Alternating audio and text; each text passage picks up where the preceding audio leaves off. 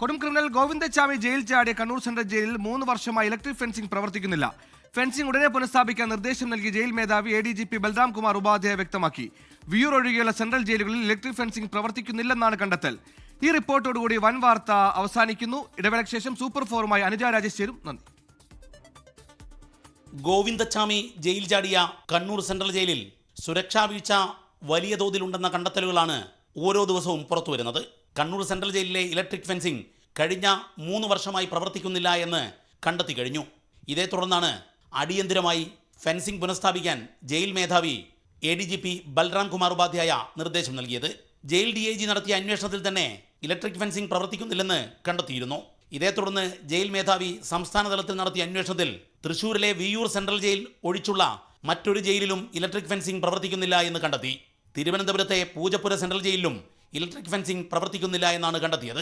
ഗോവിന്ദച്ചാമിയുടെ jail ചാട്ടത്തെ തുടർന്നാണ് സംസ്ഥാനത്തെ ജയിലുകളുടെ എല്ലാം സുരക്ഷാ പരിശോധന ആരംഭിച്ചത്.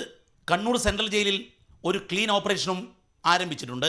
2 ആഴ്ച നീണ്ടു നിൽക്കും ഈ ഓപ്പറേഷൻ. എല്ലാ സെല്ലുകളിലും വിശദമായ പരിശോധനയാണ് നടത്തുന്നത്.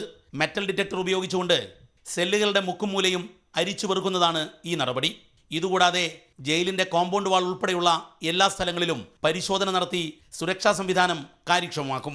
മൊബൈൽ ഫോണിന്റെ ഉപയോഗവും ലഹരിയുടെ വിതരണവും ജയിലിനകത്ത് നടക്കുന്നു എന്ന് കണ്ടെത്തിയിരുന്നു. ജയിൽ ചാടിയ ഗോവിന്ദച്ചാമി തന്നെ പോലീസ് നൽകിയ മൊഴിയിലും നിർണായകമായ ഇത്തരം വിവരങ്ങളുണ്ട്. കണ്ണൂർ സെൻട്രൽ ജയിലിൽ നടന്ന വലിയ സുരക്ഷാ വീഴ്ചയെ തുടർന്നാണ് ജയിൽ മേധാവി കർശന നടപടിയിലേക്ക് കടന്നത്. ദീപക് ധർമ്മടം, 24 കോഴിക്കോട്.